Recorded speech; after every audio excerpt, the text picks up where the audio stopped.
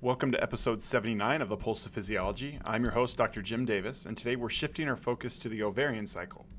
We'll explore how oocytes develop, how follicles mature, what happens during ovulation, and how hormones orchestrate these events. By the end of this episode, you'll understand the different stages of the ovarian cycle and how it aligns with follicular development. So let's start. Oogenesis is the process of forming female gametes or egg cells. Folliculogenesis, on the other hand, refers to the development and maturation of ovarian follicles, which house the developing oocyte. Folliculogenesis begins with a pool of resting follicles, most of which never fully mature.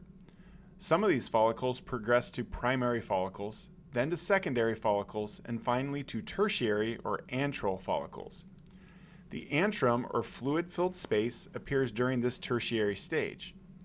Eventually, one dominant follicle completes maturation and undergoes ovulation. Now, the ovarian cycle has two main phases, the follicular phase and the luteal phase. From days 1 through 14 is the follicular phase, and this starts on the first day of menstruation. During this time, multiple follicles begin to develop, but usually only one becomes dominant. Estrogen levels rise as follicles grow, and these high estrogen levels lead to a surge in luteinizing hormone around day 14, which triggers ovulation.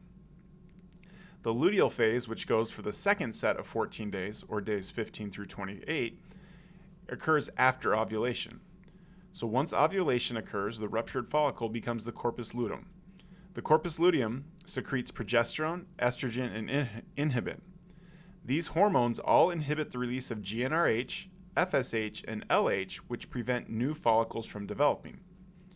If no fertilization occurs, the corpus luteum degenerates, these hormone levels fall, and menstruation begins. So let's take a closer look at the hormonal feedback loops that are involved. GnRH comes from the hypothalamus, and that stimulates the anterior pituitary to release FSH and LH. FSH promotes follicle development and causes follicles to release inhibin, which suppresses further FSH secretion. LH, on the other hand, promotes estrogen secretion by follicles.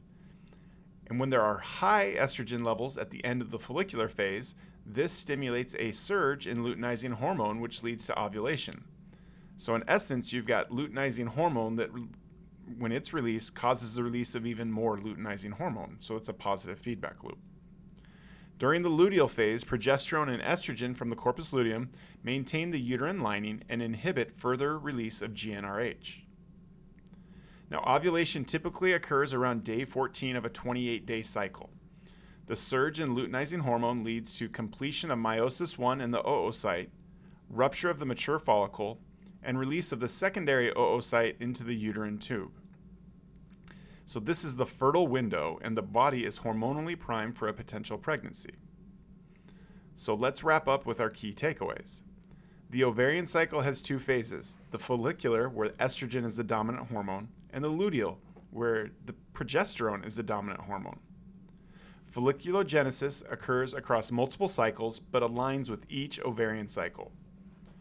Hormonal regulation involves GnRH, FSH, LH, estrogen, progesterone, and inhibin. A mid-cycle surge of luteinizing hormone triggers ovulation.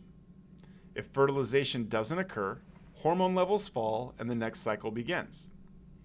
And so that wraps up episode 79 of the Pulse of Physiology. In our next episode, episode 80, we'll explore the uterine or menstrual cycle and how it coordinates with the ovarian cycle to prepare for implantation. Until then, keep questioning, keep exploring, and stay curious.